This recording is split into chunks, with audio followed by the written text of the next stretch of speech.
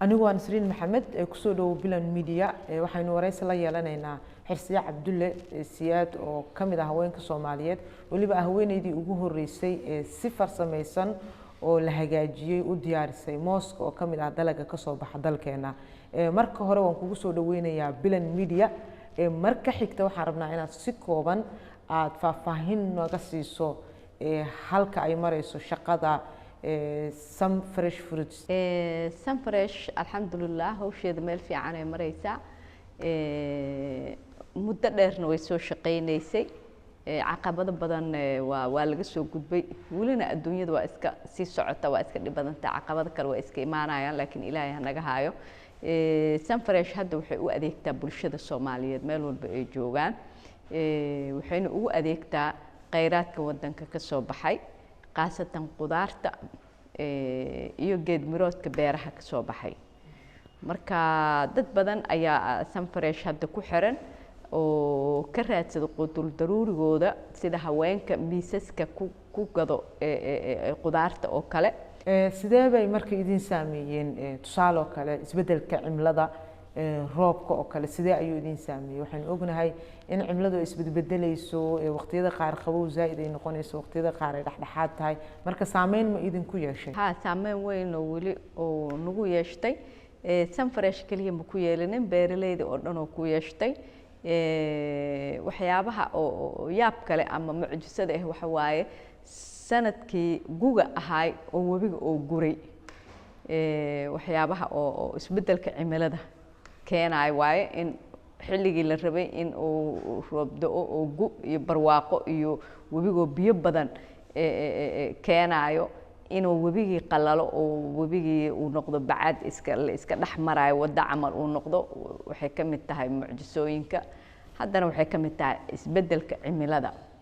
marka saameyn weyn ay nagu keentay mar haddii wabigii uu go'ay beerihii waraab aynan helaynin roobab aynan haysanin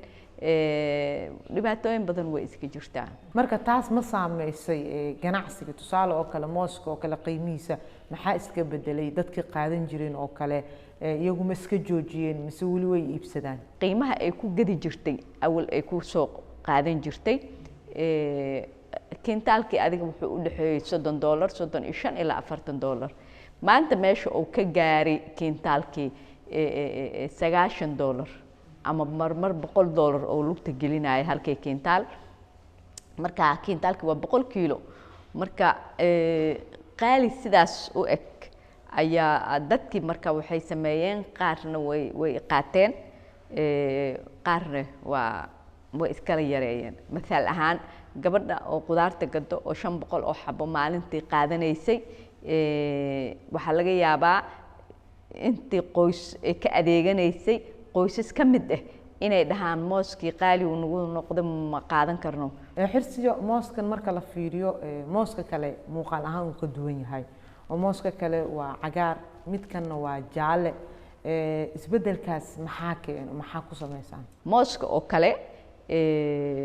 24 saac ayaa hadda mooska lagu bislaysiiyaa oo cagaarka la yiraahdo laakiin annaga marka koow waxaan ka soo sameynaa beeraha laga shaqeeyay oo la nafaqeeyay aan macaamil la yeelanaa beertayda ha ka mid ahaato waxaan sugnaa mooska intuu geedaha saaran yahay ayaan aan la heshiinaa oo aan dhahnaa mooska annagoo naga gadan yahay moos geedkiisii ku soo qaangaaray oo soo bislaaday oo wax yar biseelkiisa u dhiman yahay ayaa annaga horta dalabkeena waayo markaas aan soo gurano marka annaga mooska waa keenaa dhiiqada iyo wasaqda aan ka dhaqnaa antifankis aan ku dhaqnaa jeermiskan yar oo gudaha u galaayo dhibicda mooska gudaha ka samaynayo waa ka dilnaa ayar marka waxaan gelinaa AC qaboojiyaal ahaan gelinaa wuxuu qaataa muddo 5 bari 6 bari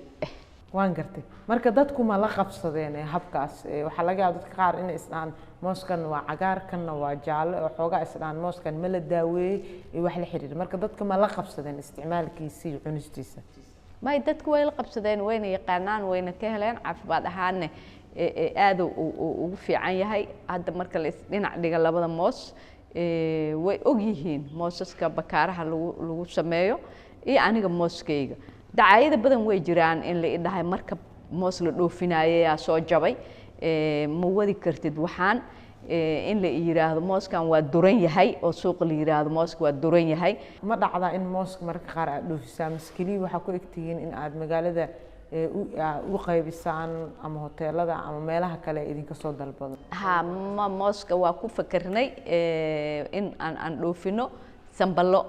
waa la diray laakiin weli ma isku toosna because hal beerne dhoof kaligeed ma noqon karto waad mahadsan tahay waan kaaga mahad celinaynaa wareysigaaga waxay ahayd Xirsiye Cabdulle Siyaad oo ka mid ah ganacsatada Soomaaliyeed gaar ahaan haweenka aadka u diyaariyo mooska dalka oo ka mid ah dalagyada ka soo baxa wadankeena anigoo Nasriin ayaa la yeeshay wareysigaas Bilan Media ayuu idinkaga imaanay nabadgelyo